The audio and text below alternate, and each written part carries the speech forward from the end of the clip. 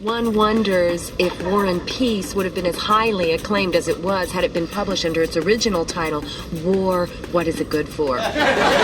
In August of 2021, President Joe Biden withdrew the last 2,500 American troops from Afghanistan in the middle of the night and several months after the date previously set by Donald Trump, before evacuating the approximately 15,000 American and American allies present in Kabul. And what happened next was a catastrophe that's already been frequently compared to the US's botched withdrawal from Vietnam and the fall of Saigon.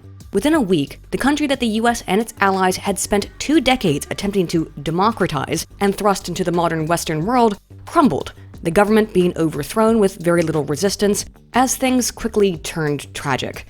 Despite the fact that Americans at large, both left and right, have been in favor of a withdrawal and ending US involvement in the Middle East, suddenly a lot of commentators in the media, both traditional and social, began to demand the US government do something to redress the situation, which quickly grew out of control as thousands of Americans remained in the nation and the new, government began to issue decrees. There will be nothing against women in our ruling. Our people accept our women or Muslims. They accept Islamic rules. As members of the, for the sake of YouTube, let's call them the Habibi Brigade, with Pepe avatars, were posting memes on Twitter. This all came a month after Biden assured the American people that such events were highly unlikely. Is a Taliban takeover of Afghanistan now inevitable? No, it is not. It is not inevitable. In the days following, Biden sent 5,000 troops back to assist with the withdrawal, but still with a hard deadline of August 31st as the final date for troops to be in the country, despite the fact that many Americans and American allied civilians were still trapped in the area and were unable to get to the airport. Biden has also made it pretty clear that there was nothing he could do for those people unless the Habibi Brigade agreed to work with the U.S. The completion by August 31st depends upon the Taliban continuing to cooperate and allow access to the airport for those who were transporting out, and no disruptions to our operations. How promising, particularly considering that a few days later he said that we can't trust the people that he put his trust in. You know, only after things went tits up. No one trusts them. We're just counting on their self-interest. Not that Press Secretary Jen Psaki was any better, insisting that no Americans were stranded and implying that the only people left in Afghanistan were those that really wanted to be there. By pulling the troops before getting these Americans who are now stranded. Does he have a sense of that? First of all, I think it's irresponsible to say Americans are stranded. They are not. We are committed to bringing Americans who want to come home. Of course, if civilians had been evacuated first, likely none of this would have been an issue. But it also probably would not have been an issue if civilians had left by Trump's original May 1st deadline, which fell during Ramadan, which is a period of time when Muslims don't just fast, but are discouraged from engaging in aggressive acts. Although, to be fair, some Muslims also believe that Ramadan is a time of fighting, in complete opposition to that previous statement. But regardless, in a rare instance of the left and right seemingly agreeing on anything, it's that this was a botched job. The operative issue right now doesn't appear to be so much red versus blue, but authoritarian versus libertarian, with people on both sides of the Democrat-Republican aisle seemingly eager to return and remove the new occupying force by replacing it with the ones that we ourselves just removed. But with rationales for this action being quite different, while Biden insists, much like infamous hacker group Anonymous, that the US will not forgive and will not forget. We will not forgive. We will not forget. We will hunt you down. Promising that the people responsible for the loss of American lives will pay. Although we couldn't specify exactly how or when. We will respond with force and precision at our time, at the place we choose, in the moment of our choosing. Some people are deeply concerned right now about human rights, particularly those of women whose faces in advertisements and posters have been covered in black paint and who will likely be forced to return to Sharia law enforcement regarding women's role in society.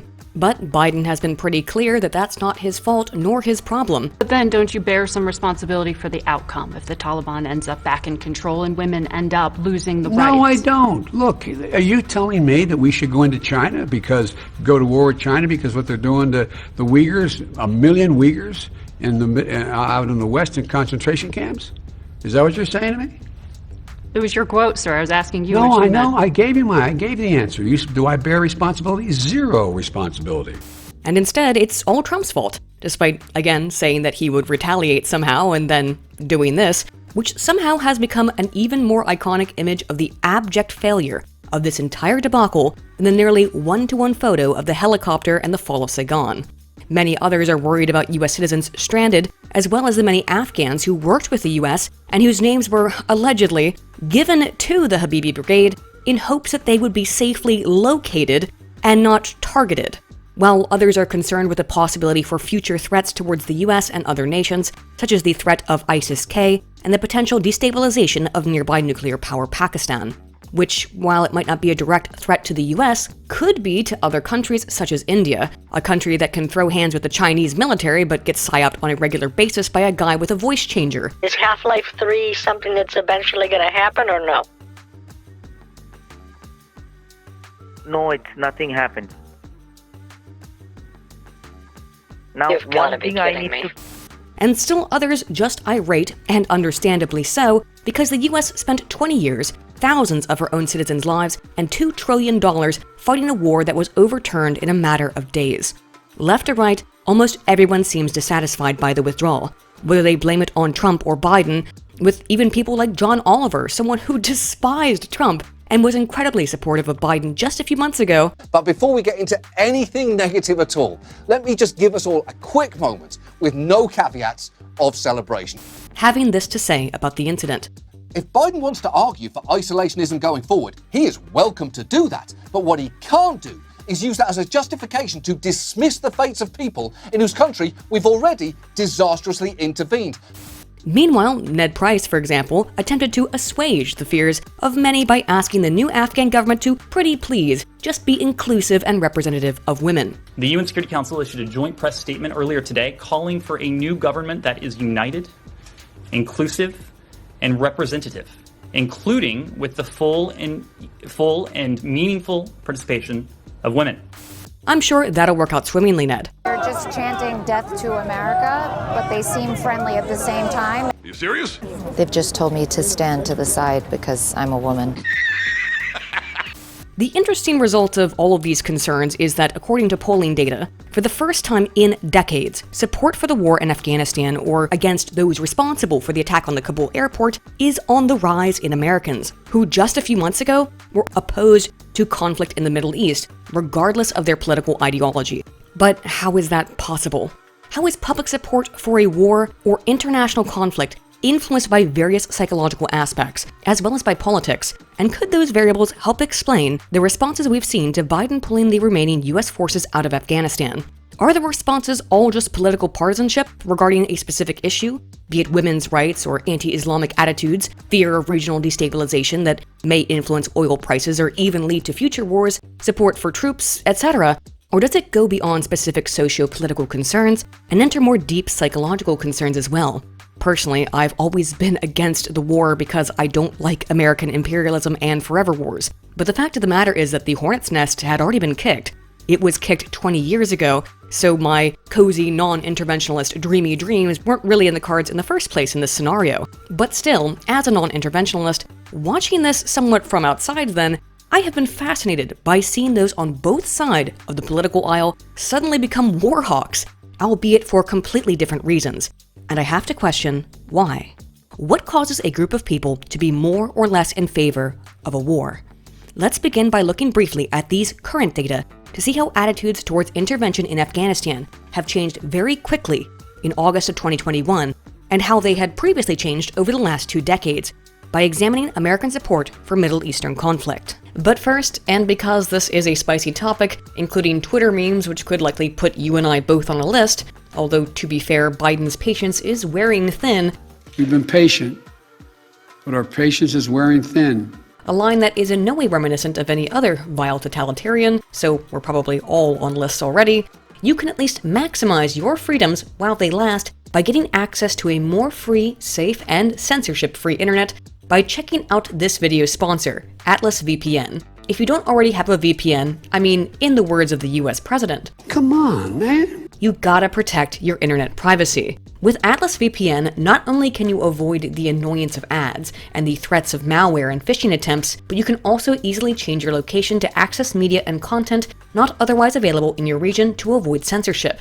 Atlas has a strict no-logs policy, meaning not only is your browsing data safe, not just from other websites trying to log or track your information, but from the service themselves. With Atlas, you don't just get super fast speeds for streaming video and browsing parts of the net that might not be available where you live, but Atlas also has a data breach monitor to alert you if your email, name, or passwords get leaked online. I always want to provide you guys with plenty of options when it comes to internet security, and Atlas is a fantastic service at a fantastic price, which is why if you click the link down below, you can get a 3-year plan with Atlas VPN for 86% off. That's just $1.39 a month to protect yourself online and get the most out of your internet experience on an unlimited number of devices, including Windows, Mac, iOS, and Android. Don't like it? No problem, because Atlas VPN comes with a 30-day money-back guarantee. Protect your browsing and support the channel by checking out Atlas VPN. And with that, let's talk about something that's not safe nor secure, and that's the future of Afghanistan and the Middle East.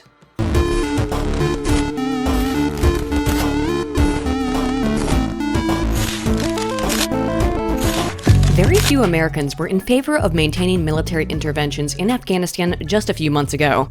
While between 2001 and 2003, about 90% of Americans were in favor of the war, regardless of their political ideology, that favorability has been on a steady decline for the last 2 decades since the conflict began, according to Gallup polling.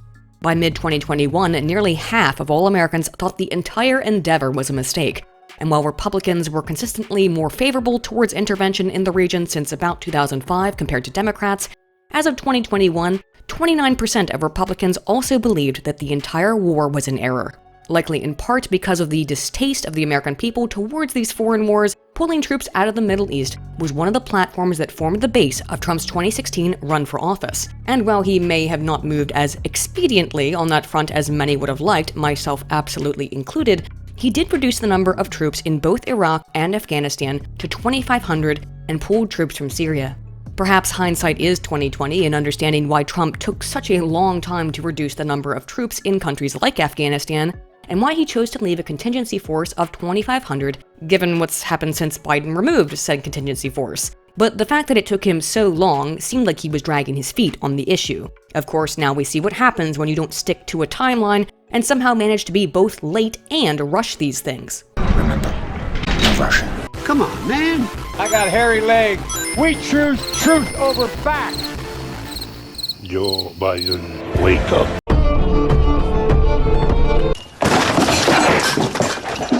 The number of troops previously in Afghanistan remained mostly stable over the years, with around 13,000 to 14,000 troops up until 2020, down from 60,000 in 2013, and over 101,000 in 2011 under the Obama-Biden administration. Trump did eventually reduce those numbers, and the 2,500 he chose to leave behind was likely suggested to him by advisors knowledgeable in the region. For example, the Brookings Institute, a nonprofit and nonpartisan think tank, suggested in 2020 that 5,000 troops for 5 years with a good plan going forward in Afghanistan to further calm tensions in the region and avoid, well, exactly what happened. Although now it appears that Biden also had information from the president of Afghanistan at the time that such events were likely to happen and still did what he did. Don't care, still don't care.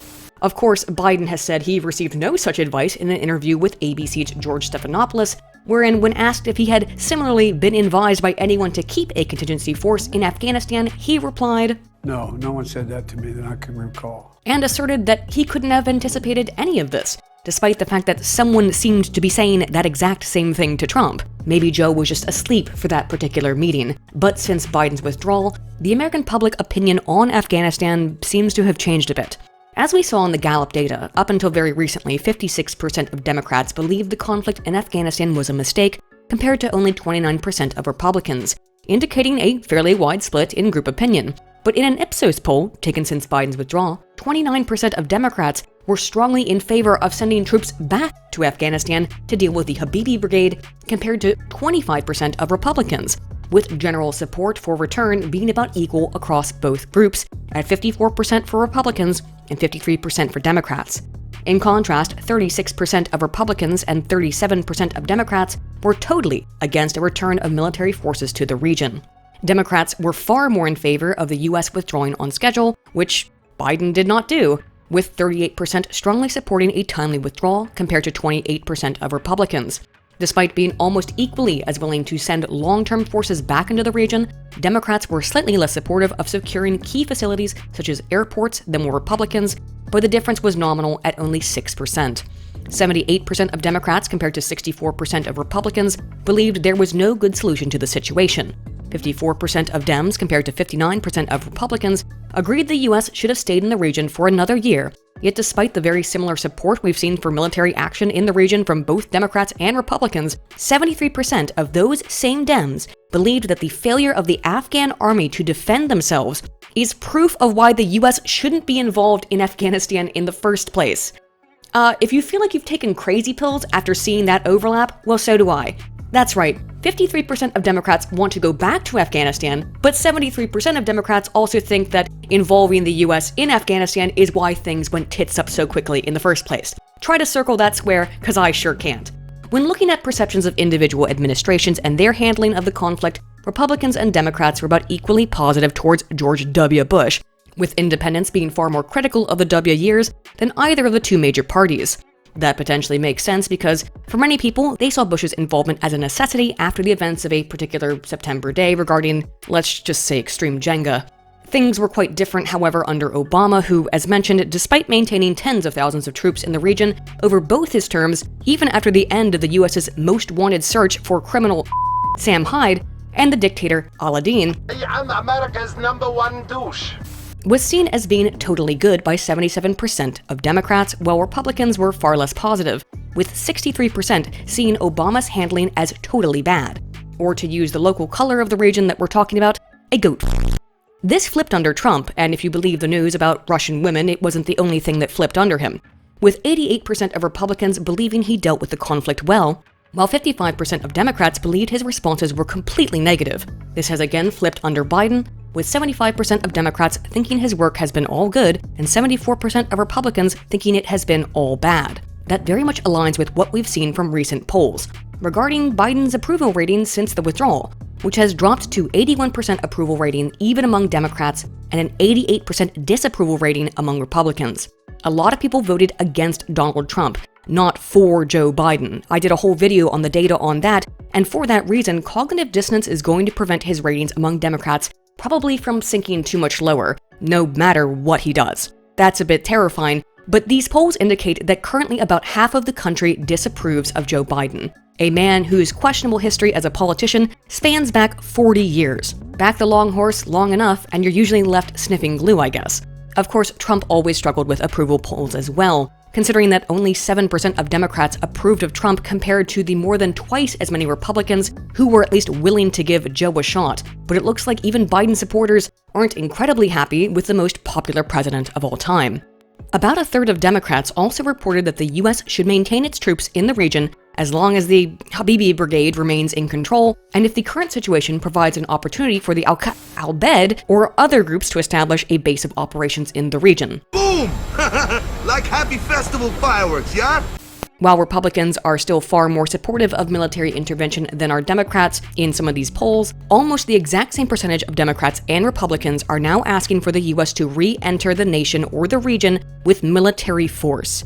It seems then that the American people, regardless of their political ideology, are going to be calling for a return to Afghanistan or to the Middle East in general, which appears to already be happening, albeit on what timeline we don't know, based on Joe Biden's words. And with the right being more concerned with the T word that I can't say on YouTube, or the possibility of chaos in the region that could destabilize Pakistan, again a nearby nuclear power, and with the left being more concerned with women and LGBTQ rights, which clearly are not going to be respected under Habibi Brigade rule. And now, pretty much everyone on either side seems quite reasonably concerned with ISIS Special K.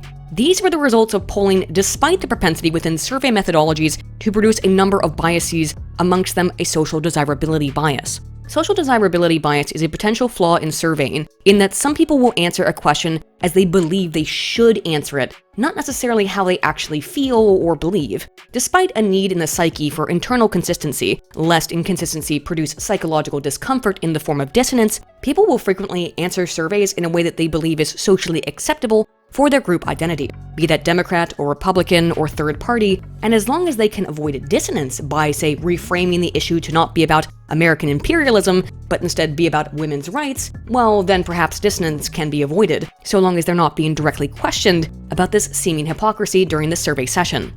Do you think young people welcome some authority and leadership in their lives? Yes. Do you think they respond to a challenge? Yes. Would you be in favor of reintroducing national service? Why might it be then that Democrats have seemingly changed their opinions regarding Afghanistan and military intervention there? It seems that over time, Republicans have always been more positive towards military intervention and were less likely to believe the US's actions had been a mistake. But now it seems that more than half of Democrats want to go back to war, and more than 70% support sending troops back, at least temporarily, percentages that rival, if not directly match, support from Republicans, while independents have remained less affected. Considering these data were collected before Biden's "We Are Legion" saber-rattling speech, what's changed? I mean, it's pretty clear that people in the media are in favor of filling the news cycle with war, considering how the only time Trump ever really was praised by the mainstream media was after he chose to attack Syria, saying he was finally acting presidential. But what about regular people? Did the average person think it was really presidential for Trump to attack Syria? And if so, do they think it's wrong for Biden to pull out of Afghanistan, or at least pull out the way he did? How is it that so many people who have been so anti-war in the Middle East have so quickly changed their tune about the very concept of war and conflict? Even if it's for a cause that one believes is good, like women's rights or avenging US troops, isn't war at odds with most people's personal morality? Let's look at how morality influences politics and support for military interventions.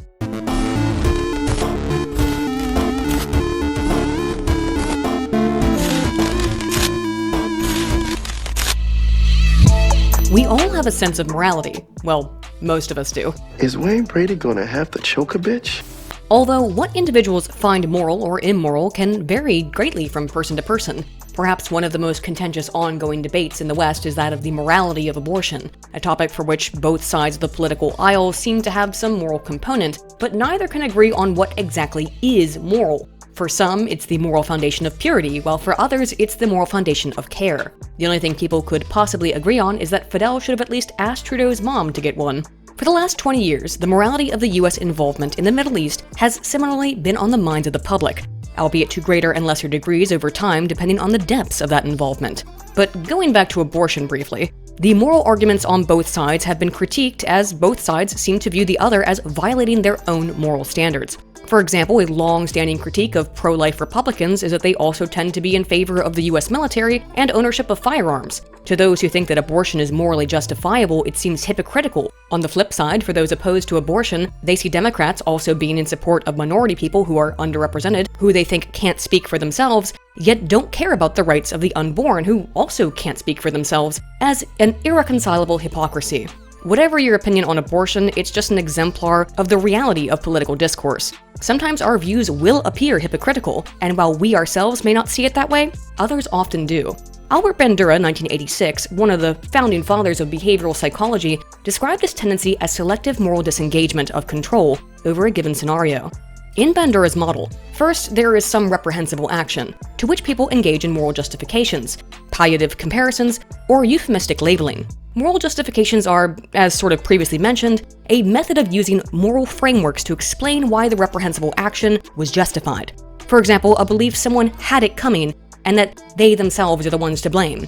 Euphemistic labeling is a type of wordplay used to minimize harm, for example referring to innocent people whose lives have been lost in some military operation as collateral damage, such as to remove emotive language. Palliative comparison refers to the order or way in which information is presented, such as to compare some vile action to another to reduce negative reactions. Comparing everything you don't like to literal Hortler is a form of palliative comparison, for instance. More historically, a rationale used to justify the Vietnam War was that allowing Vietnam to fall to the communists would cause far more human harm in the country. Using any of these methods to react to reprehensible behavior, the result is the same: displacement or diffusion of responsibility for that behavior. When we minimize the harm being done to others, the less affected we are by that pain. For example, in Milgram's various obedience experiments, he noted that the more pain his subjects believed that they saw in others, the less willing they were to go along with instructions to administer potentially deadly shocks compared to when the victim's face was obscured, when they were anonymous. Lawrence, 1974, studied the psychological effects of displacement specifically as it applied to soldiers in the Second World War, and found that infantrymen, usually in direct confrontation with individual enemies, reported a higher level of post-traumatic stress syndromes than fighter pilots dropping bombs and removed from the situation, despite the fact that fighter pilots were likely responsible for far more, again, collateral damage. Our liberation will take us all across the video game against all manner of foes, including the planes, the big planes, armies of helpless soldiers with families and dogs. As a result of this disassociation, then, when combined with reprehensible actions that have been justified or explained, is ultimately a tendency to dehumanize, and once a group of people has been dehumanized, any further action against that group can similarly be morally justified. All I'm saying is that maybe we should take our blitz balls and go into those outback ghettos and just clean them out, brother. I have kids that I want to have someday. I want a happy future for them. For example, Bandura, Underwood, and Frumson, 1975, test subjects with giving electric shocks to another group of subjects when they answered questions incorrectly, similar to the Milgram experiment. But in this study, some subjects were told that they could control the degree of shock given to others, maximizing personal responsibility for punishment, while others were told that they could control the degree of shock, but that the intensity of said shocks were ultimately regulated by a mechanism, preventing any serious harm or damage and minimizing personal responsibility. Further, some subjects read the person to be shocked was a perceptive and understanding individual, while others read that those they were shocking were, quote, animalistic and rotten. Finally, a third control group read no description of those being shocked. When told that a mechanism was controlled by the researchers to prevent serious harm, subjects were always more willing to give more intense shocks, indicating that when people believe their personal responsibility is minimal, they are more aggressive. The difference between willingness to give stronger or weaker shocks between personal and group responsibility was smallest when no description of the group to be shocked was given. Subjects gave less potent shocks regardless of the onus of responsibility when those to be shocked were humanized, while they gave the most intense shocks when the supposed victims were described as inhuman. And if you want to see how this manifests in action, just look at how liberal people on either side of a riot can be with anything labeled as less than lethal. These results are indicative that people are less willing to engage in violence against those who have been humanized than those who have been described as neutral, and particularly those described using dehumanizing language. As time went on in the study, however, the intensity of shocks subjects were willing to administer increased across all conditions, indicating that participants became desensitized to the idea of harming others. This same tendency was the case for those who believed the shocks were their own personal responsibility or were being monitored and controlled by the researchers, in that the intensity of shocks increased as subjects spent more time engaging in the experiment. When surveyed after the fact, 81% of subjects who were exposed to the humanized condition disapproved of punitiveness, compared to only 21% of subjects exposed to the dehumanization condition. When combining factors, of those who believed their actions were solely responsible in selecting the degree of shocks and read the humanizing statement about those they were shocking, absolutely every single one, 100%, reported disapproval of punitive actions. You might think then that those who believed the researchers were responsible for the ultimate seriousness of the shock would be more in favor of punitiveness when they read the dehumanizing statement. However, that was not the case, and instead, of those who believed that they themselves were the ones controlling how much pain they were inflicting on others, and had read that those others were animalistic and rotten, not a single one disapproved of punitive action. In other words, when people had been told to believe that others were in some way inhuman, say because they hold beliefs that we find repugnant, then they don't even need to believe that someone else is responsible for their own violent actions. No, they're more than willing to take full responsibility, at least on paper, for the punishment of that reprehensible person. If I will see to it you spend the next 10 years in prison getting ass, and if the case is thrown out because my arrest was too violent, I will personally hire men to ask for the next 10 years. The problem with wars in the Middle East, Vietnam, and surely the growing conflict between left and right internally in the US, is that if people want to punish those that they have power over, will they cease that punishment when they see a change in the other's behavior? Or is it the case that once one has a taste for it, they will continue to engage in punishment because, as we saw in the first study, they become accustomed to punitive actions? And could this help explain why so many seemingly want to return to a conflict in the Middle East? A second study mostly replicated the first, but this time, after administering a shock for the wrong answer, some subjects saw that the supposed respondent began to react with more correct answers, indicating that the punishment was working at increasing accurate responses, while others saw that every punishment for a wrong answer resulted in more incorrect responses, indicating that the punishment was dysfunctional at increasing accuracy. When participants perceived fewer wrong answers after administering a shock, they were generally less likely to give more intense shocks across all conditions compared to those who perceived more wrong answers after a shock. Once again, across both conditions, those who had read a humanizing statement were always those who gave the least intense shocks, but this quickly increased in intensity in the dysfunctional condition. That is, whether the reactions to the shocks were functional, increasing correct responses, or dysfunctional, decreasing correct responses, those who read the dehumanizing statement always gave shocks that were about twice as potent as those who read the humanizing statement after 1 to 4 trials. However, for those who read the dehumanizing statement, the general intensity of the shocks was also, in toto, more than 1.5 times as high as those who read the humanizing statement. To elucidate, the average intensity for humanized functional answers was 2, while it was 3.5 for humanized dysfunction, 4.5 for dehumanized and functional, and 7.5 for dehumanized and dysfunctional. It seems then that when people are trying to administer some kind of punitive action upon others who they have been told are inhuman or animalistic, when they don't get the responses from those people that they are looking for, they can tend to be far more aggressive and violent than they would be were they to receive positive feedback that they want. Whether it be enemies, foreign or domestic, when people want to change said enemy's behavior, and they have dehumanized that enemy, and then they find the enemy is not obliging and changing said behavior, well, those people can be quite uniquely inhuman themselves. But these old studies are very abstract. They're mostly dealing with laboratory experiments, not with the real world, which instead is its own abstract kind of hell. Also, this seminal research here is old as heck. I mean, human psychology has completely changed since the 1970s, right? I know who did this. It was those bullies at Communist Martin High School. That's who. Oh, come on, Bottles. We don't know who did it. Oh, Yes. that's a very good idea.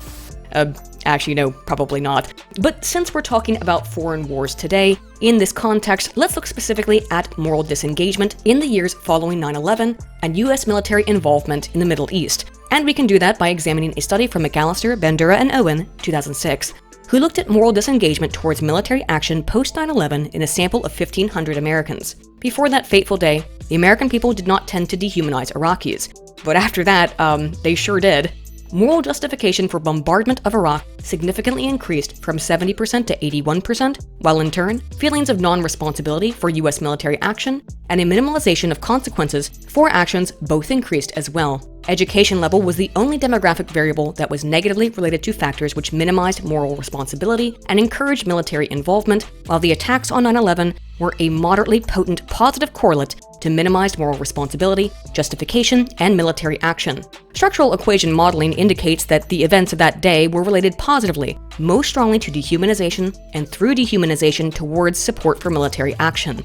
The second most potent relationship was between 9/11 and the moral justifications to take action, and again, through that justification, support for action. There was no direct effect between 9/11 and support for military intervention, and instead, it was only through moral disengagement factors that support for military action was present. Looking just at direct effects, moral justification and dehumanization were the strongest factors in support for military force. It seems again that when we dehumanize others, we are more willing to also justify why they are immoral, and then through those two factors, be more willing to also justify aggressive action against those others. Thus, if you are someone who cares deeply about women's rights and you see those rights being violated, well, you might be more willing to morally justify military action against those violating said rights. What's odd, at least to me, about the reactions to Biden's withdrawal from Afghanistan in 2021 is that it seems many self-professed conservatives are in support of the, to use the same kind of euphemistic language I previously mentioned, freedom fighters.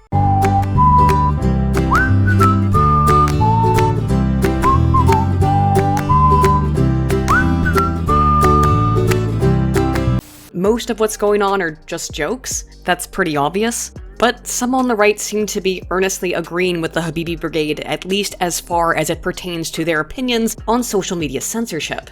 And I also can't say that I disagree either, at least on that one issue.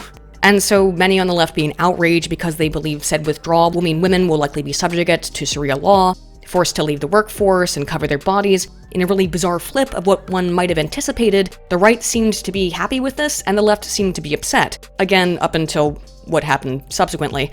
But why does that reaction seem so odd?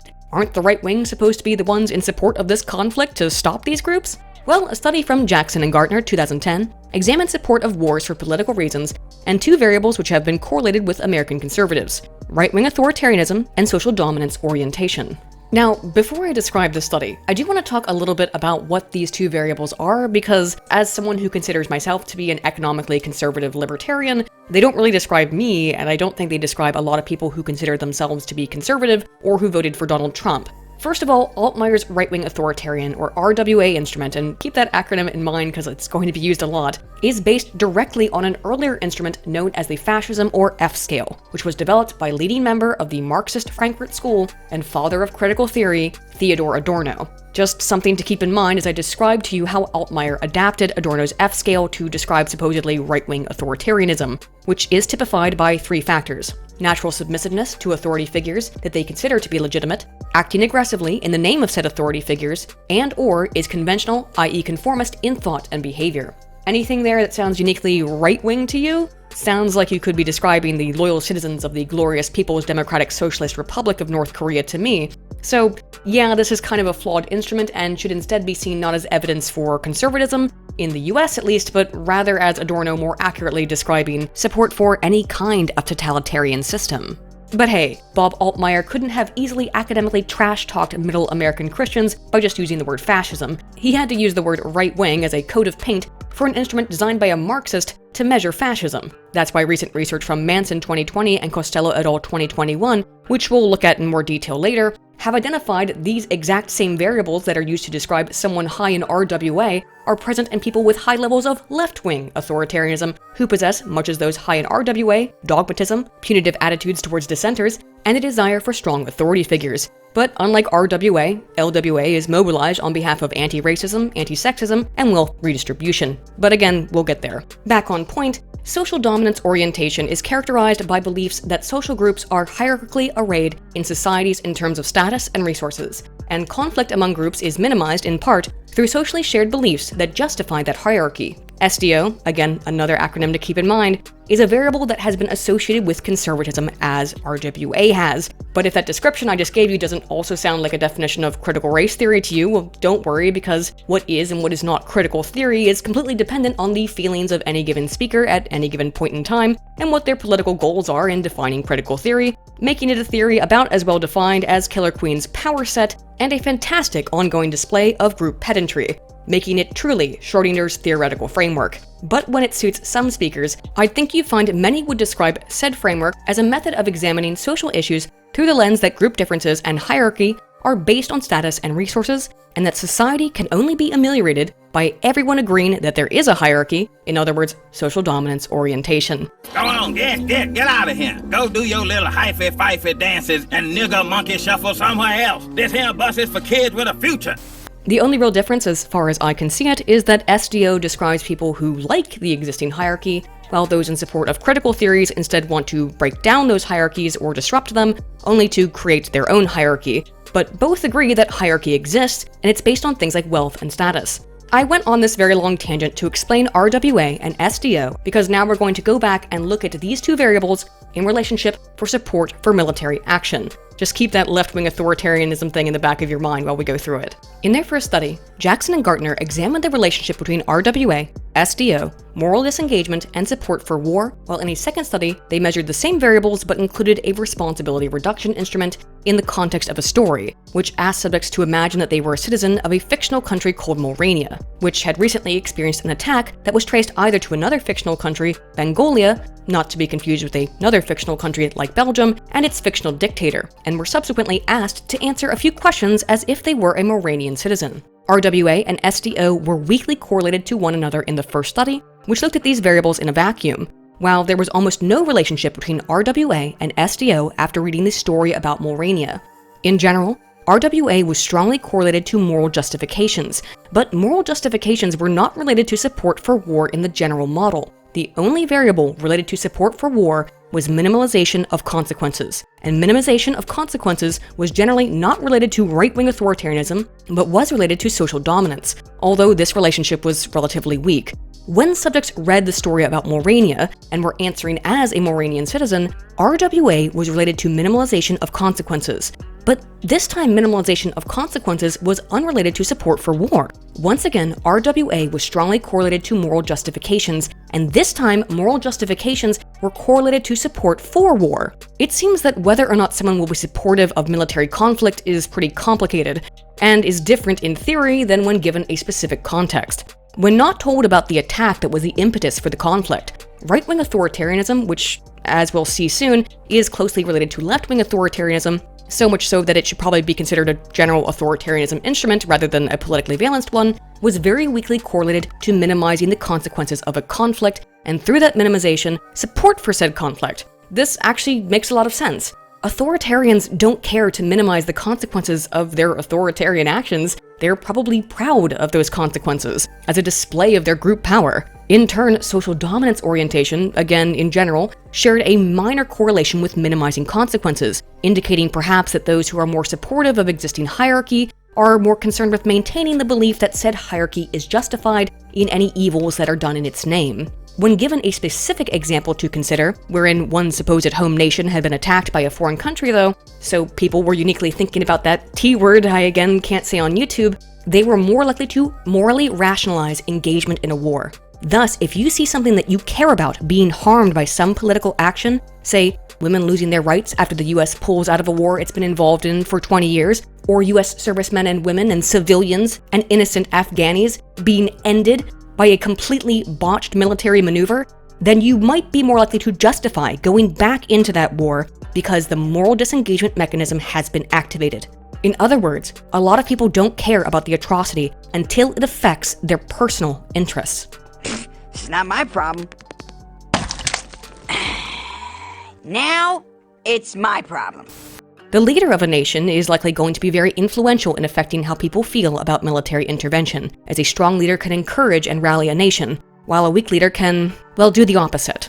Heinrich et al., 2012, examined the relationship between moral disengagement for responsibility of a nation's actions in a conflict as it relates to leadership beliefs, and found that people may be capable of mitigating their own responsibility by deferring that responsibility onto a leadership figure.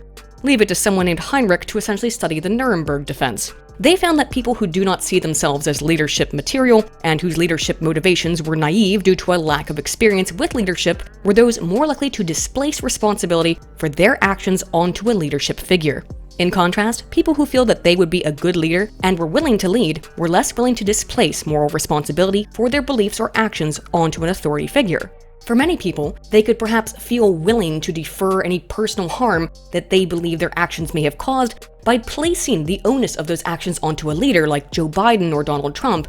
Thus, if people feel that the mess that has been made in Afghanistan could perhaps be in part their fault due to a vote for Joe Biden, specifically to get rid of Donald Trump, or the mess that January 6th was due to their vote for Trump, those who find themselves to not be leadership material may be able to convince themselves also that any bad thing that happens in a democracy where their vote should count doesn't really count, and instead is completely the responsibility of that authority figure. That could explain why we're seeing some minor decreases even among Democrats in favorability towards Biden after the Afghanistan withdrawal. Some may be able to blame Biden because to not blame Biden would mean to potentially have to put some onus of that blame on the self as a Biden voter. I mean, that's how I felt after voting for Trump and then him immediately bombing Syria. But considering the minor degree to which so far Biden voters have been willing to admit to pollsters that they disapprove of his actions, dissonance may be so high as to not yet allow for full moral disengagement to be replaced with moral blame. We'll have to see as the most popular president in history continues in his fantastic first term as integral to America as Ringo was to the Beatles. You're going to supreme intellectual. I'll tell you why nobody likes her music. Because she's a woman and she's oriental, that's why. To further explicate the similarities and dissimilarities between left and right-wing authoritarianism in terms of the current issues involving not just Afghanistan but the coup, I want to briefly return to a study I previously mentioned from Manson 2020 to elucidate just how similar these two groups, left and right-wing authoritarians, are and where they tend to differ. When asked about various questions regarding COVID, those high in left-wing authoritarianism agreed with right-wing authoritarians on the following issues: willingness to report those not abiding to lockdown restrictions to the police, believing that those unwilling to comply need be punished, desiring proof of one's papers, immunization, requiring the use of tracking apps, wanting to ban non-essential items, asking for the government to take total control over the economy, requesting executive decree to impose restrictions on the US public, calling for increased punishment for those who violate restrictions, and favorability towards mandatory COVID testing. In turn, there were also a few variables wherein left-wing authoritarians differed from right-wing ones, and those were in their increased support for the prohibition of what they believed was misinformation, that social distancing orders were necessary, a ban of firearm sales, and deference towards public health authority figures. The variables those higher in right-wing authoritarianism supported, while those high in left-wing authoritarianism did not, were closing abortion clinics and a ban of foreign entry to the US. If it's not clear, left and right-wing authoritarians were in almost complete agreement on 12 out of 19 variables, and for almost all of those variables, those high in LWA were actually more supportive of these authoritarian measures than those high in RWA. For 4 of the 19 variables, there was a negative relationship between RWA and restrictions on freedoms that were instead supported by those high in LWA. There were only 2 totalitarian variables that those high in left-wing authoritarianism did not support, while in contrast there were 4 variables that the right-wing authoritarians did not support, including the surveillance of churches, which those high in LWA were in favor of, quite potently. Apparently, the best way to get a left-wing person to go to church is through a hidden camera. To summarize, there are left-wing authoritarians, and they actually appear to be slightly more authoritarian, at least in their willingness to reduce individual rights, than right-wing authoritarians. When put in the context of the Afghanistan situation, well then of course those high in LWA think we should be involved in an imperialistic war with a foreign nation because of women's rights, because they're freaking authoritarians. At this point, the US looks like a Crusader Kings game gone awry. We're about 5 minutes away from having an immortal horse in charge. There's no more time to be silly about this and pretend that Democrats and leftists are the group that really cares about human rights. The data are pretty evident that a good portion of them really do not, and are just as much warmongering, saber-rattling, dictatorial totalitarians as the worst kind of John Boltons that the American right could possibly produce. It is true, however, that left and right-wing authoritarians are not identical, lest we evoke the dreaded horseshoe. Instead, left and right-wing authoritarians only agree on 90% of issues, at least as it concerns public health. No horseshoe there. More generally, a study from Costello et al. 2021 sought to clarify the relationship between right and left-wing authoritarianism, as well as social dominance orientation outside of the specific context of the coup. And remember that left-wing authoritarianism is not a thing that has been studied up until basically the last year. These scholars raised many of the concerns that I have previously about the issues with the RWA instrument being myopic in scope, and sought to see, unlike Altmaier, who dismissed the notion outright by applying his RWA measure to leftists, and finding, wow, it didn't produce significant results, that there is such a thing as left-wing authoritarianism. And again, guess what? Yes, there is, and it has a strong correlation to many of the same traits that we see in right-wing authoritarianism. But it is a distinct construct defined by 3 general features, much as is RWA. To reiterate, RWA is typified by submission to authority, aggression in the name of said authority, and conformity in thought and behavior. In turn, Costello et al. Identified 3 similar but distinct factors of LWA, which are 1. Anti-hierarchical aggression, that is a belief that those currently in power should be punished, and that political violence is a means to this end. 2. Anti-conventionalism, which is the rejection of traditional values replaced by its own moral absolutism concerning progressive values and a requirement for political homogeneity. And finally 3. Support for top-down censorship, which is a desire for the government or institutions of authority to suppress oppositional speech or speech deemed intolerant. If I were to simplify, it seems a bit like right-wing people want to fit into an existing system, while left-wing people want to force others to fit into a system that they want to invent. Well, at least, again, that's how it seems to me. It's almost like a dichotomy of 2 incredibly insufferable sides of lawful good and lawful evil, and every single one of you gets to pick which one's which. Both seeking conformity, but having different methods of doing so. But just as with RWA, the LWA instrument is rife with support for authority in the name of censorship, a desire for uniformity of belief, and submission to the norm without the capacity for individual dissent. The language used and the motives justifying the causes are different, but the desired outcome is the same: deference to the will of an authority, subjugation of individuality to that of the group, and moral absolutism.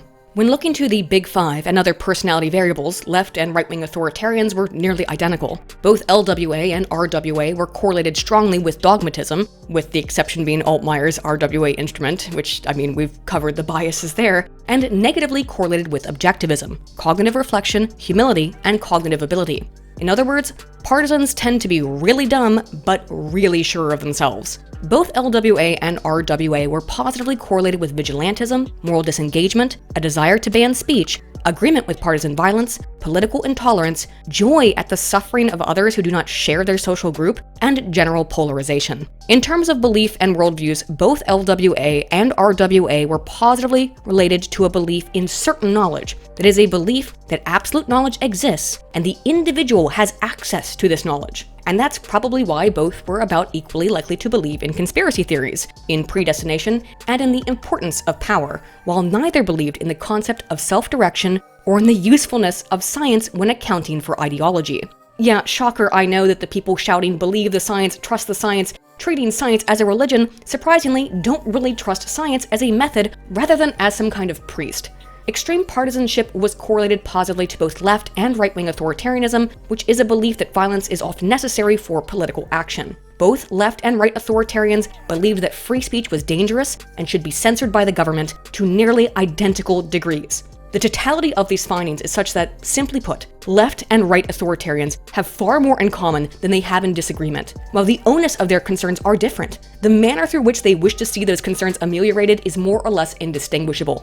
While these two ideologies can seem extremely dissimilar on paper, when accounted for in data analysis, they share an enormous amount of ideological crossover. The fact that there has been almost no quantitative analysis conducted on the existence of LWA up until the last year or so is a shame, because the reality is, as many have speculated for years, that the worst aspects of the left are as authoritarian and in the exact same ways as the worst aspects of the right. And the reactions to the pullout from Afghanistan are, to me, only one of many prime exemplars of the far right and the far left somehow barely missing each other in agreement, like two ships passing in the night only to crash into their own respective political icebergs. And with the far left seemingly wanting to return to war, and the far right celebrating the T-words, and now both of them probably changing their minds based on the events that happened in the Kabul airport, well, my anticipation is that we're going back to war. None of these are good things, friends. I think most of you watching this so far would likely agree with me on that. But if the reactions to the US withdrawal from Afghanistan have confused you as they confused me, consider the fact that both groups on the far sides of politics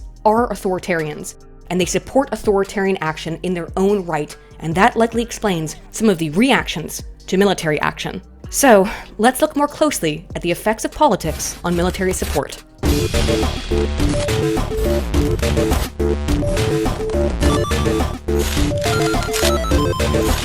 Knowing what we know about the RWA instrument and how it has a large amount of crossover with the left-wing authoritarianism instrument, both in general and in specific situations, and also knowing that RWA has been linked to greater support for military action in some scenarios, what about specifically in the context of the war on the T-word? Perhaps the difference in responses we've seen, with some on the right being supportive of the Habibi Brigade, while others on the left being critical due to the potential women's rights issues, lies in nationalism and beliefs about what the US's role in foreign conflict in the Middle East should be. For answers, we can look to McFarland, 2005, who explored the relationships between right-wing authoritarianism and social dominance orientation in support for the war in Iraq, which was still a developing situation at the time as data were collected in 2003, much like the current scenario we find ourselves in more than 16 years later. McFarland believed there would be three possible mediator variables in this relationship: belief that Iraq was a threat, considerations about the human costs of the war, and blind patriotism. Blind patriotism, another construct developed by Theodore Adorno, is defined as a blind attachment to certain national, cultural values, uncritical conformity with the prevailing group ways, and rejection of other nations as outgroups. College students were polled before and after President Bush made a speech giving Sam Hyde 48 hours to leave Iraq, lest the US retaliate, which they did just a few days after data collection, in March of 2003. During this time frame, both RWA and SDO decreased slightly, while blind patriotism increased, as did beliefs that Iraq was a threat. Fears of serious cost to human life increased most significantly, nearly doubling, while support for war was unaffected. RWA, SDO, blind patriotism, and perceived threat were all related negatively to concerns about human cost and positively related to support for intervention in Iraq, while fears about the cost of such actions were negatively related to support for the attack. In the full model, blind patriotism was not related to support for military involvement, while beliefs that Iraq was a threat were positively related to support, and fears of human costs were negatively related to that support. This was the case both before and after President Bush gave a speech demanding that Sam Hyde leave Iraq in the lead-up to the US invasion. However, there were some differences. Specifically, fear about the human costs as related to blind patriotism decreased as the threat of conflict escalated, while the influence of human costs were slightly less potent on support for war after the speech. Based on these data, it seems that authoritarianism, social dominance, and blind patriotism alone will not result in increased support for military force, but that perceptions of human costs tends to be the most influential variable regardless of political orientation or affiliation. When people thought that many would suffer as a result, they were less in favor of war with Iraq, no matter what their other political beliefs were. And that's where we, again, now so many years later, likely are, with some being more concerned with American civilians in general, and some being more concerned with women and LGBT people in Afghanistan. In a similar study a few years later, Crownson, 2009, examined the relationship between authoritarianism and support for aggressive military practices and the potential mediating effect of nationalism. Crownson defines nationalism as a belief in the superiority in power, wealth, and influence of one's home nation, which he defines as distinct from patriotism, which he defines as a feeling of love for one's country, rather than the blind patriotism instrument used by McFarland. Although patriotic people are often also nationalistic, they are not so inherently, and instead patriotism can serve as a rationale for the beliefs in the superiority of a nation. In turn, internationalism is defined by Crownson as holding a unified, cosmopolitan perspective of humanity, which is concerned with the world's problems and is accompanied by a desire to work together to solve those problems. That's a very simplistic and kind of inflammatory way to frame your political opposition, Crownson, but let's see where it goes. And we were too stupid to have invented guns. Okay, Caleb, that's it. What? The report is just inflammatory now. In his first sample, as we would expect at this point, RWA, SDO, and nationalism were moderately and positively correlated variables to one another that were all negatively related to internationalism and positively related to support for war and perceived irrelevance of the United Nations. Internationalism, in turn, was negatively related to support for war and to belief in the irrelevance of the UN. Of course, there's a bit of historical irony there, given that internationalism, namely troops taking shortcuts through Belgium, was responsible for 2 world wars.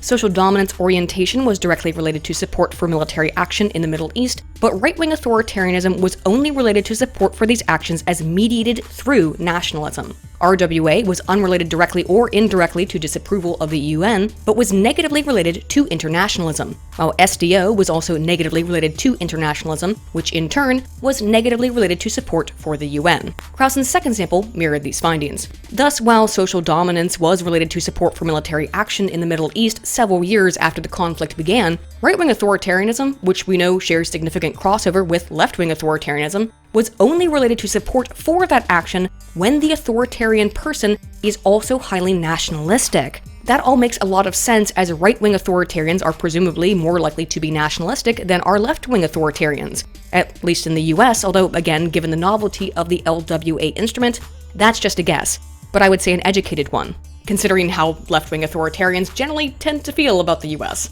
Then yes, it probably is that right-wing authoritarians, as a product of their sense of nationalism, were those more in favor of wars in the Middle East than were left-wing authoritarians, at least previously. But now when the US pulls out of these conflicts in a messy and botched manner, it's likely not nationalism, but other political issues, for example women's and LGBTQ rights, that provide the impetus behind more left-wing support for a return to Afghanistan or the Middle East in general. And my guess is that is so particularly as it concerns the rights of women in Afghanistan who will likely now be forced to live under Sharia law, which despite the claims of the Habibi Brigade that they will treat women well, means being treated well under Sharia law. which is as close to an antithesis of Western feminism as is extant on any large scale in the modern world, unless of course we're talking about male feminists, in which case the sex crime rate is about the same as that under Sharia. Directors read berets, they called berets? You just said that, bro. Burkas. My belief would be then that were we to reconduct this study, but use the LWA instrument as well and include the variable of support for feminism or gender parity, then we'd probably see a very similar path of positive correlations between LWA and support for intervention as we saw with RWA and support as mediated through nationalism, instead being mediated through feminism or left-wing political issues. It seems our identity then affects whether or not we will be supportive of military action, which we might otherwise be averse to, such as those more on the left who have previously been anti-war now being concerned that the US should perhaps return to Afghanistan not because of the T word or because of a sense of nationalism, but in support of feminism, when being a feminist or being a Democrat or a left-leaning person for whom feminism and LGBTQ rights is an important part of one's ideological sense of self. Thus, Theys, Kruger, and Pedras 2020 sought to understand how aspects of one's social and personal identity outside of nationalism could influence support for military conflict through the lens of identity fusion.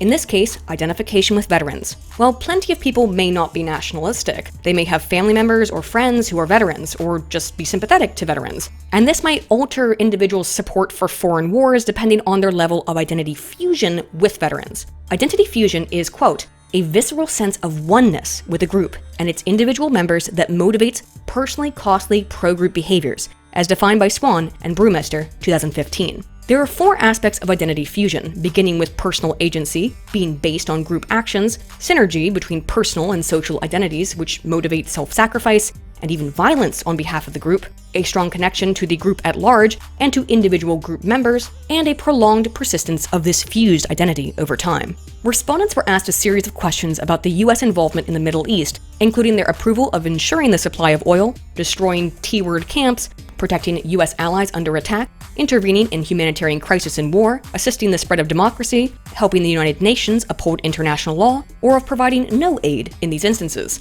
In addition to measure attitudes towards real military interventions, subjects were asked if they believed it was a mistake to become militarily involved in the Middle East. Participants were then shown an image that depicts how similar or dissimilar the group is to the individual, and asked how they felt their own identity overlapped with that of military veterans in a kind of social identity pin the tail on the dogmatism. In terms of identity fusion, Democrats and Republicans were about equally likely to report being psychologically attached to veterans, while older subjects and those who had served, or had family members who had served, were the most likely to feel attached. Those with lower income and lower education were less attached to military veterans. Those who felt some degree of identity fusion with the military were less prone to believe that the Iraq War was a mistake, but not that the war in Afghanistan was a mistake, indicating that even those with a strong identity-based relationship with the US military have not been fond of the war in Afghanistan for a while. Republicans were less likely to believe that both wars were in error, as we saw before in Gallup poll data. However, they again believed the Iraq War was more justified than that in Afghanistan. Older people were also more likely to believe that the Afghan conflict was a bad move. Interestingly, those who had served did not strongly disagree with the statement that the Iraq conflict was a mistake, but did disagree with the conflict in Afghanistan. It seems then that in general, Republicans were less likely to speak negatively about these wars and think they were justified. But things were a bit more complicated when it comes to identification with groups who have a vested interest in said wars. Specifically, while those whose personal identity overlaps with US military personnel, they did not believe the Iraq War was a mistake, while in turn, those who had served did believe that Afghanistan was a mistake, or at least military involvement in Afghanistan. Thus, personal investment in an issue and identity fusion with the group involved in some issue seemed to be disparate variables, which likely could explain some of the more strong opinions of those with personal investment towards Biden's handling of the withdrawal, such as esteemed Irish veteran Trevor Colt, a man who served in 10 deployments across his 20 years of service, survived 3 IED explosions, and is the recipient of the Military Cross, who summed up his take on Biden's decision-making eloquently thus. I've never said this out loud before, but I think the President of America is actually a retard. Or Lieutenant Colonel Stuart Scheller of the US Marine Corps, who was relieved of duty for doing nothing more than calling for leadership accountability regarding Biden's botched withdrawal from Afghanistan. All of these people are supposed to advise, and I'm not saying we've got to be in Afghanistan forever, but I am saying Did any of you throw your rank on the table and say, hey, it's a bad idea to evacuate Bagram Airfield, the strategic air base, before we evacuate everyone? Did anyone do that? And when you didn't think to do that, did anyone raise their hand and say, we completely messed this up? In terms of individual rationales, identity fusion with the military was positively correlated to beliefs that ensuring the oil supply, destroying encampments, and protecting U.S. allies were important in entering the conflict. Being a Republican was only related to oil and destroying camps, but not to interest in protecting U.S. allies, while Democrats were more positive towards military action for the purpose of destroying camps and to protecting U.S. allies overseas. Those fused with the military identity were, as expected, generally more supportive of the military. When controlling for local casualties that might have affected participants' personal lives, results were similar but not identical. Democrats were only interested in destroying camps and not with aiding U.S. allies when troop casualties were accounted for, while Republicans were similarly no longer concerned with U.S. allies when casualties were taken into account. This could be an effect of mortality salience, in that when people are thinking about death, their opinions towards certain issues change. Even when controlling for casualties, though, Republicans and those whose identity was fused to the military did not believe that the Iraq War was a mistake. In isolate, then, Republicans and Democrats are equally likely to be attached to military veterans, yet Republicans do tend to be more favorable towards military intervention in the Middle East as those who have military-fused identities. These data are such that they do not preclude those on the left from feeling a sense of identity which would cause them to be more in favor of military intervention under certain circumstances to reach similar degrees as seen in support amongst Republicans. If we were to take a different identity then, say a feminist or leftist identity, then under this same framework, it's quite possible that Democrats would be more fused with that feminist identity, and when that identity is a component of a rationale for conflict, would seemingly change their typical more anti-war stances into more pro-war ones when said identity is at stake. One thing that seems quite relevant in who is supportive of military action and when, particularly regarding Biden's withdrawal from Afghanistan, is media and message framing. Given the relationship between nationalism and support for conflict that we've seen previously, and given that both Democrats and Republicans seem to want to destroy camps of potential T-words, it's likely that how a message is framed by the media as nationalistic or imperialistic or as anti-feminist or anti-freedom will influence how people are affected by that message and thereby promotive of foreign war effort, an idea which was studied by Leidner and Ginges 2017. In their first study, Israeli participants were questioned about their opinions on Iran's nuclear program in one of three ways, either framing the question as whether they opposed a military option, whether they supported or opposed a diplomatic option, or they were allowed to choose between a military or diplomatic plan to deal with Iran's nuclear program. When only asked about their support for or against the military option without the diplomatic option being on the table, 63% of subjects were in favor of military action, while this was reduced to 45.6% in those who were allowed to choose between a military or diplomatic option. In turn, diplomacy was mostly unaffected based on choice, with 56.7% of those only given the option to support or oppose diplomacy being in favor of diplomacy, compared to 54.4% being in favor when given an option versus military action. In a replication, the researchers polled American participants across, again, three conditions, with one group only asked if they would support military action in a variety of proposed scenarios, another only asked if they would support diplomacy, and a third offering an option of which tactic they believed was better, militaristic or diplomatic. The scenarios participants were asked to determine whether diplomacy or military action would be most suited to use in response either described U.S. citizens as having been captured by a fictional foreign nation, Bundestonia, dumping radioactive waste into the world's oceans, Iran's nuclear program, or a story wherein the U.S. president had been egged in the face by protesters during a public meeting with the president of Myanmar, which is a common threat for politicians. And Biden himself certainly seems to be having a hard time keeping egg off of his face. As with the Israeli sample, support for military action was higher when framed from a military perspective rather than when given an option to choose. In both studies then, when subjects believed there was some option outside of military action, they were less supportive of military action.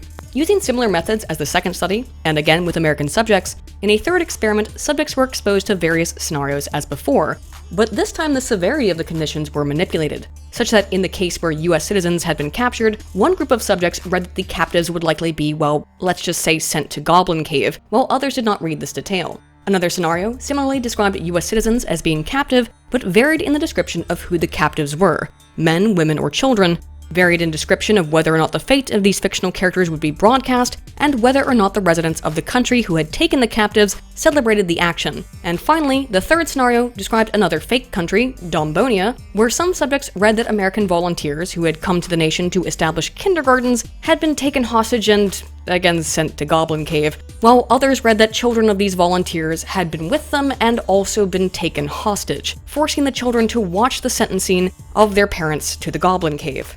Obviously, there's a big difference in the severity of these acts, none being good, but some being far more reprehensible than others. When subjects read the story that was more severe and violent, they were more supportive of both military and diplomatic intervention. When they read the prompt that only gave them an option for military or diplomacy, support for military force was between 15 and 25% across all three scenarios. However, when they read the severe prompt, military support was higher than diplomatic support, occurring at about 85% frequency across the sample and across scenarios. Both diplomacy and military action were comparatively unfavored when participants had read about the potential nuclear threat of Iran, indicating a preference for a kind of Cold War versus any type of direct intervention. As the severity of the scenario increased, those given options between military and diplomatic support decreased in their favorability towards either option, while those only given one option increased in favorability towards both, but particularly towards the military action option. In toto, the message framing was far more influential on increasing support for the military than it was for diplomatic action. The takeaway here is that how a message is framed can absolutely change how we respond to that message as it applies to conflict scenarios, and ultimately, that message framing is poor at encouraging support for diplomacy, while it's quite well suited at increasing support for military intervention. But this is dependent on the severity of the issue. That is, when the severity is minor, people will be more supportive of diplomacy no matter how the message is portrayed. However, as severity increases, so too does support for military action, regardless of message framing, while diplomacy support remains mostly stable. To put this in the context of the situation in Afghanistan, media messages may have some capacity to minimize public calls to re-enter the conflict, but once the situation is seen as particularly dire, framing is incapable of having much influence, and people seemingly unilaterally will be more in favor of military involvement. Media only has so much influence over support for military action or diplomacy, depending on how severe a given scenario is, and when the situation is more severe, people are more in favor of military action while support for diplomacy is mostly unaffected by severity. In terms of the current situation in Afghanistan, where potential refugees have fallen from planes in an attempt to free the country, as between 10 to 15,000 civilians were left in that country to essentially fend for themselves, as when a former ambassador has warned about the fate of women in the country under the control of the Habibi Brigade, the group which has overthrown the government, to say nothing of ISIS Special K. Well, yeah, some people are going to see that scenario as fairly severe and subsequently be in favor of military involvement. Certainly, one thing that could be said about the US withdrawal from Afghanistan after 20 years of presence in the nation, regardless of how things have turned out in practice, is that it could be considered the end of an era, even if it's only a temporary one given Biden's words about never forgetty and never forgetty, after the embarrassing pullout, leaving blood on his hands, much as with other types of pullouts. A rib start? You know what anal beads are, right? Yeah. They shove them right up, and wank you off, and as soon as you come, they rib start you like your dad's lawnmower, mate. Biden sent 5,000 troops back to assist with the withdrawal, up from the 2,500 originally stationed in the country before he moved them out in the middle of the night, before evacuating civilians. And according to Jake Sullivan, the security advisor to Biden, in an interview with NBC, he reported that the White House has not ruled out sending more troops back to Kabul in the future, despite the hard deadline of August 31st that was previously set. Although perhaps he won't send troops, but just more drone strikes, killing more children.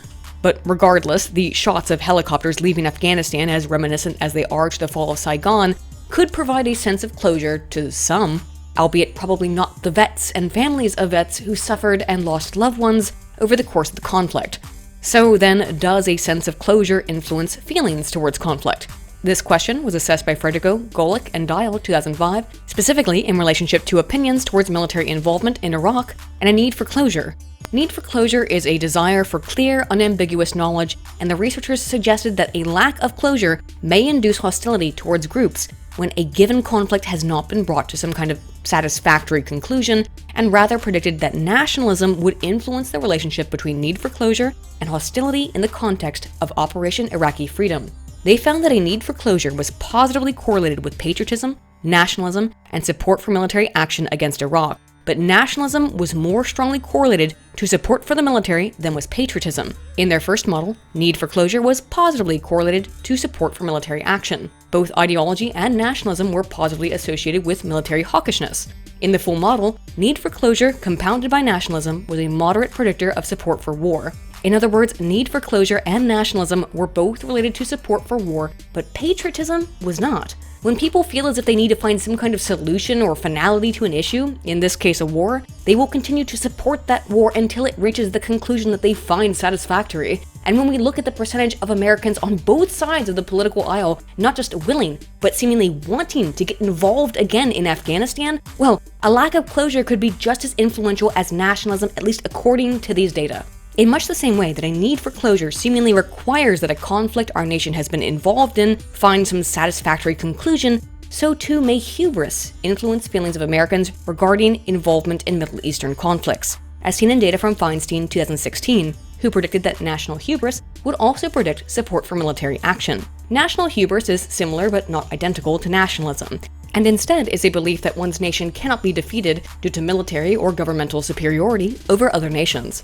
First, subjects listened to one of two speeches from Barack Obama, one of which emphasized nationalistic sentiments regarding Iran's nuclear program and the necessity of the US to involve itself militarily, and the other which focused on Iran's nuclear program but emphasized the threat this program posed to the United Nations and the world at large. After hearing the speech, subjects' degrees of support for an airstrike, their feelings of national hubris, patriotism, belief in the chances of US success in the Middle East, anger, and fear were all assessed. Those who felt there was some national threat to the US based on the speech given by Obama were more supportive of airstrikes, possessed more national hubris, and were more nationalistic than those that heard the speech about a more general international threat. While in isolate it seemed that beliefs that some foreign issue posed a threat to the US were related to support for an airstrike, this direct effect dissipated when mediated through national hubris. That is, it is a sense of national hubris that fear about threats towards one's nation lead to increased willingness to attack others in defense of that nation. Similarly, when thinking about a threat to one's country rather than about international threats, subjects believed that airstrikes were more effective and possessed greater anger towards Iran.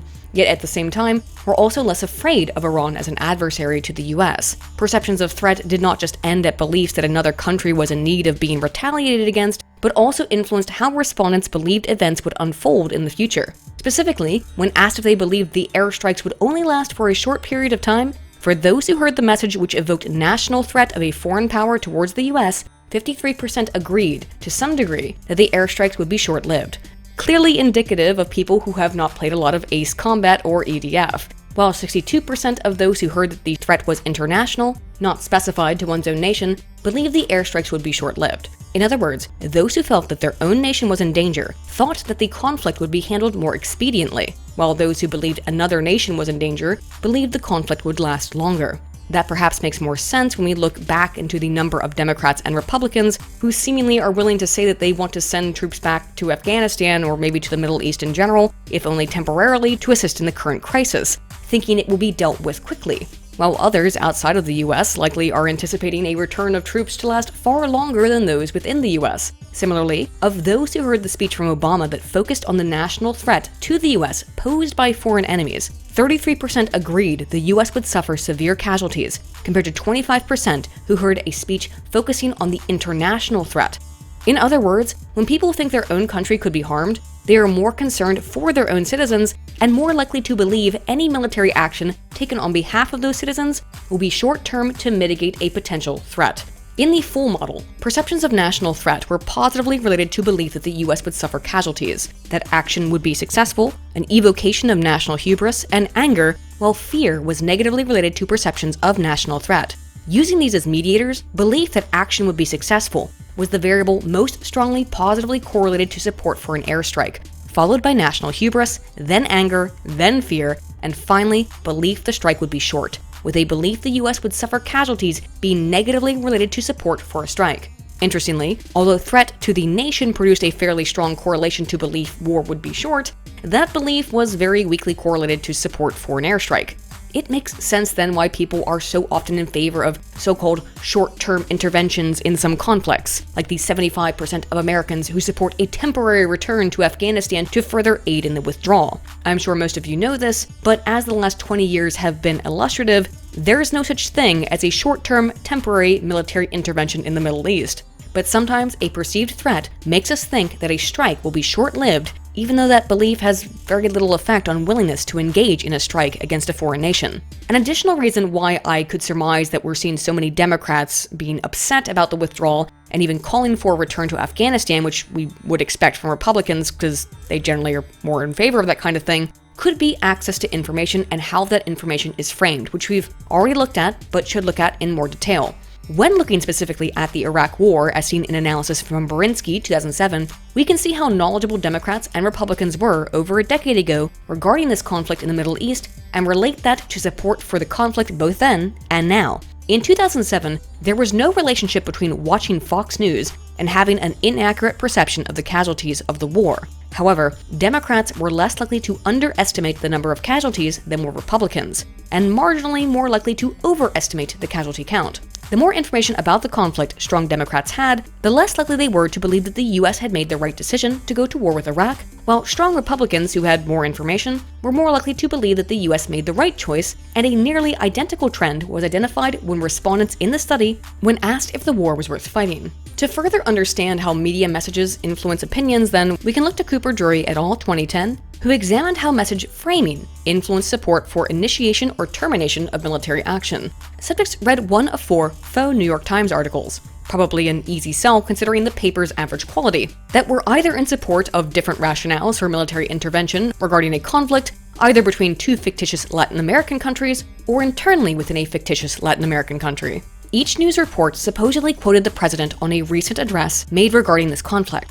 One article described the violent nature of the scenario, while the president suggested military intervention designed to simply stop the aggression between the 2 nations. Another described a complex issue of national sovereignty, with the president's address focusing on a need to maintain international norms. A third article emphasized the importance of simple nation building, with the president speaking about the moral necessity of Americans to end a tragedy, and a final article focused on more complex nation building, in which the president spoke about the need to stabilize the region by helping to establish a permanent government within this fictional Latin American country. Subjects were more supportive of military action when they heard the more simplistic message than the more complex one, both when the message concerned cessation of aggression and nation building.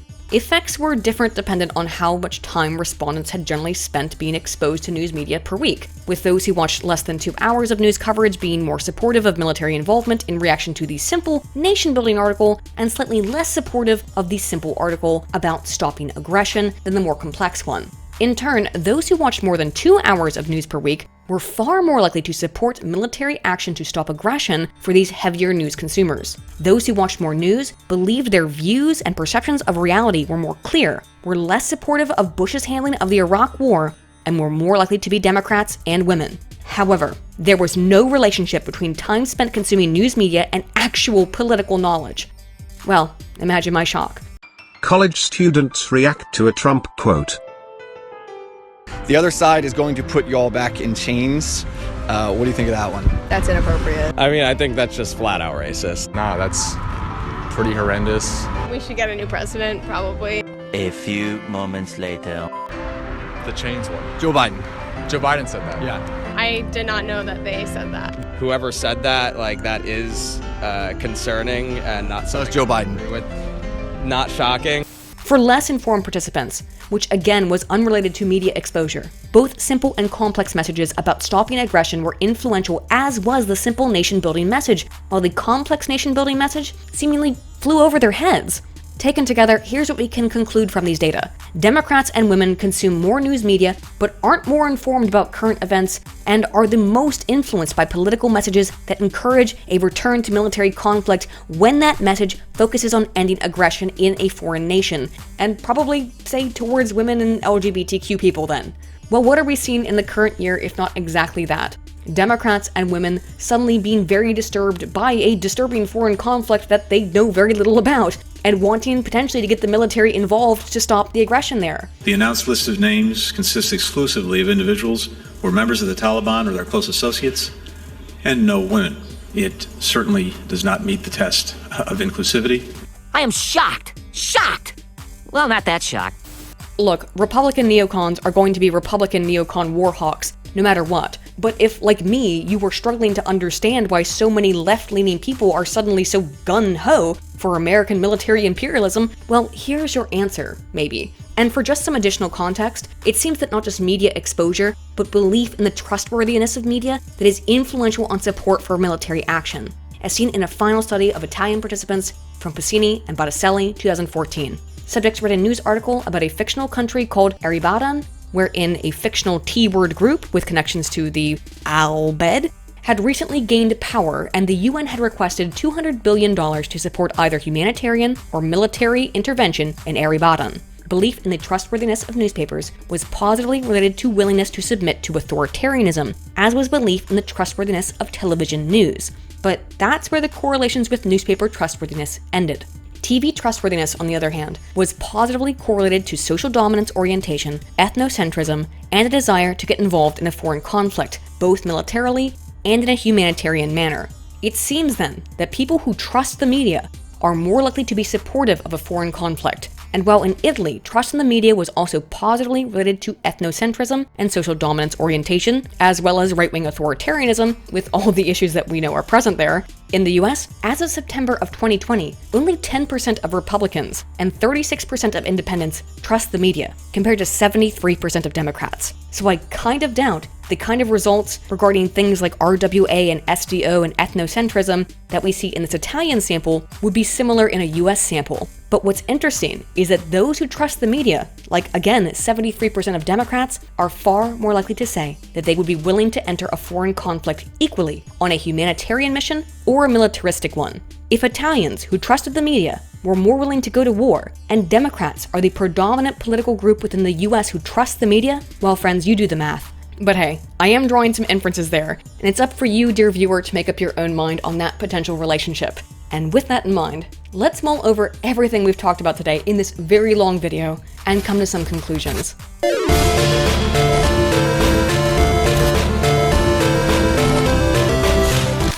Today we looked at the various reasons, politically and psychologically, why people may be supportive of a return to conflict in Afghanistan or in the Middle East, and why it seems, at least for some people, opinions towards the situation have quickly flipped, even if for very different reasons than those that instigated involvement in Afghanistan in the first place 20 years ago. Despite this peculiar switch in opinions and despite criticisms from mainstream left-leaning media figures, Joe Biden's support among Democrats remains fairly high. And as for why, well, the answers aren't necessarily as simple as pure baseless partisanship, although that certainly does play a role, but instead that psychological traits and tendencies absolutely do not preclude those on the left from engaging in the same kind of war hawkishness that they have so long criticized the right for, and rightly so criticized the right for. Instead, the left seems capable of its own type of authoritarianism. Those most affected by these events, it seems, are independents, whose support for Biden has been on a downward trend since he assumed office, perhaps exactly due to the fact that even people like John Oliver can't even pretend that the Afghanistan situation wasn't a mishandling of proportions unprecedented since the fall of Saigon. And while the Habibi Brigade are posting memes and pepes on Twitter, many Democrats and leftists are left with a new deep concern for the women and rare LGBTQIA Afghanis who are likely going to suffer due to Biden's decision to pull out months later than it was originally scheduled, and likely find themselves in an uncomfortable psychological position where they are forced to weigh the importance of conflicting beliefs, a deep support for Biden, a man that I think even the biggest Biden supporter must know they only elected because they hated Donald Trump, and the need to protect women and minorities, which is deeply ingrained in the care moral foundation present in most left-leaning people and Democrats.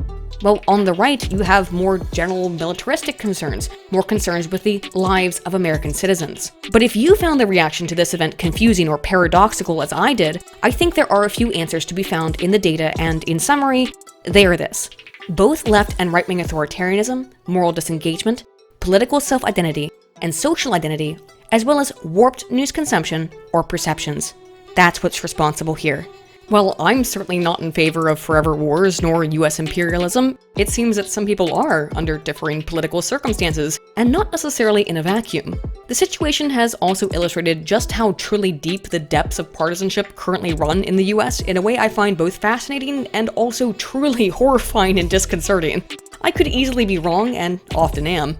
But based on the data we've looked at today, and based on the things that I've heard Joe Biden say in reaction to this, talking about how we never forgetty, we never forgivey, and considering that even mainstream political pundits like Tucker Carlson, whatever your opinion on him is, have suggested that maybe this botched withdrawal was actually on purpose. None of that was foregone. None of that was necessary. All of that was a choice that Joe Biden and his advisors made intentionally over months. I think it's not just possible, but actually quite likely that American involvement in Afghanistan or elsewhere in the Middle East, which has already gone on for 20 plus years, is far from over, and that we can expect some kind of return. Maybe not under the banner of anti-T-wordism, although that certainly would be something that Biden would want to run against considering the absolute nightmare that he's created and the loss of American lives that have been due to his incompetence, but instead probably under a banner of women's liberation and LGBTQ rights overtly. While of course, behind the scenes, the true rationales remain the same as they always have been. Mineral and natural resources, and media bread and circuses, all in the name of American imperialism. But hey, what do you guys think? How do you think we could have improved the withdrawal from Afghanistan, if we could have at all? Do you think this will have any long-lasting impact going forward, either in Biden's national approval rating or in other conflicts internationally? Let me know what you guys think in the comments down below. If you enjoyed this video, please consider giving it a like, subscribing, and leaving a comment down below to feed that algorithm, because it really helps me out and makes sure that more people can see this video. If you really liked the video, consider supporting my channel on Patreon or Subscribestar. And speaking of which, thank you so much to all of my supporters on Patreon and Subscribestar. You guys are awesome, and you allow me to make really long, really spurgy videos like this that are very unlikely to be monetized and certainly not going to be promoted by the algorithm, considering the very sensitive subject matter. If you just want to give some one-off support, consider checking out my sponsor linked below, or going to my merch store and buying some of my different t-shirt designs or sweatshirt designs. Once again, thank you all so much for watching, and as always, dear friends, Untitled.